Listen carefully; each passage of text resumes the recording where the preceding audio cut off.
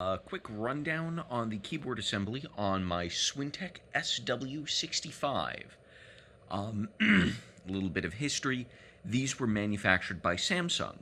They're roughly contemporary with the Swintec 8000 and the rest of their 1000 series, which were OEM'd by Nakajima All. The Nakajima keyboard assemblies typically used Mitsumi KAM, whereas these ones, which were OEM'd by Samsung, did not. They actually used some kind of funky spring over membrane assembly, which I'm going to get into once I finish the history. The 65 Swintec corresponds to the Samsung 1200, which Samsung sold under their own brand name and a different color scheme that was not a nice white on black. It was just sort of beige and boring. The Swintec 85 and 95 corresponded to the Samsung 2200 and 3200 respectively. I can't confirm, but in all likelihood they had the same keyboard assembly style as this one did, although they did have slightly different layouts. Those were higher spec versions. Now, this spring over membrane design is kind of funky because these clever people, they made it so that the spring doesn't actually go over the membrane, or at least not the active parts of the membrane, like this. You see, the slider has this prong on it. Let me angle that so you can see it. Prong sticking out. And that is connected all the way around this loop to a little bar there, so that you can press it down. Let me show that. Press it down with very little force. That part is what goes over the actual contacts on the membrane. The spring sits just a little bit north and just presses basically straight down onto the metal backplate. This lets it be very, very unmushy.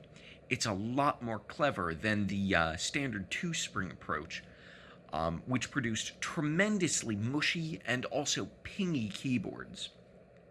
This is still not quite linear. There is a little bit of resistance from pressing down this nubbin to provide over travel, but it successfully provides over travel. It feels pretty good. It's a pretty nice design, and you don't need a crazy-ass spring machine like you do for the Oki linear gourds, which also solve this problem, except instead of using fancy injection molding, they used a fancy spring machine.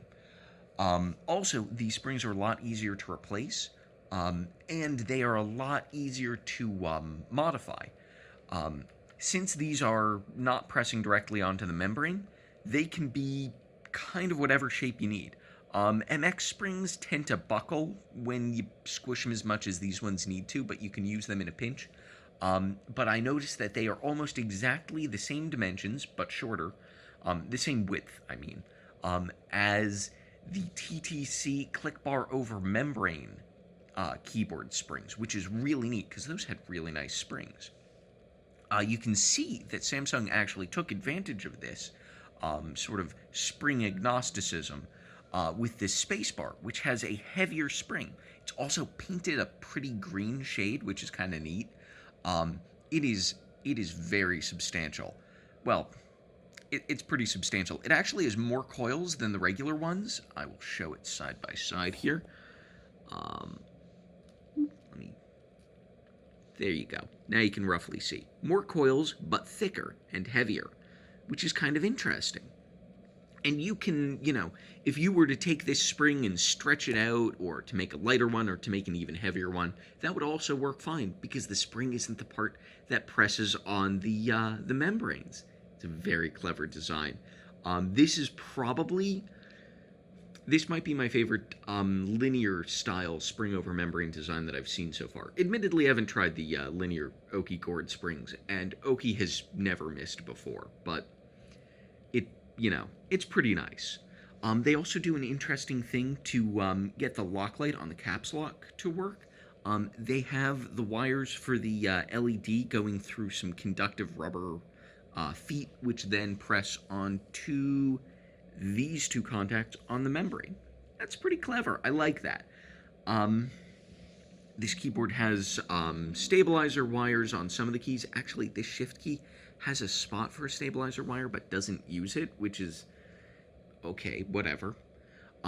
They've got a PCB for the indicator LED for powered on, which is kind of funky. And, oh, I thought there was something else. Oh, yes, the keycaps. So these, ooh, you cannot see that mount. Let me try and, there you go. Now you can see the mount a little bit.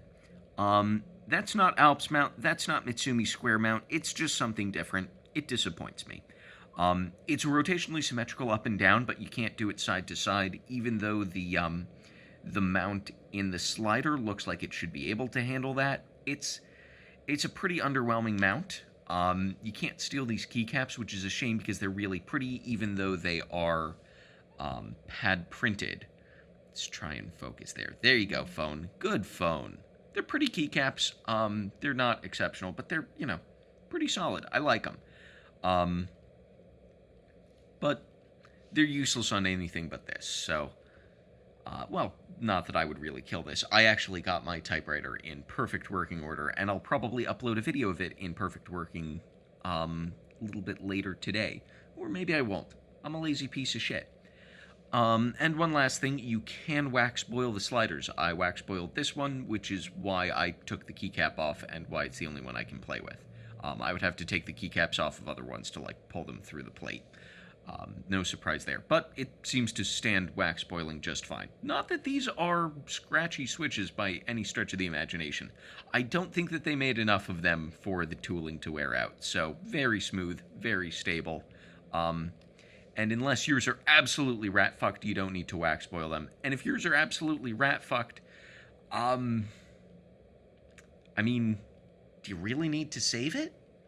I don't know. Maybe if you'd, like, really like this typewriter. Yeah. Interesting stuff. I hope you've enjoyed this video.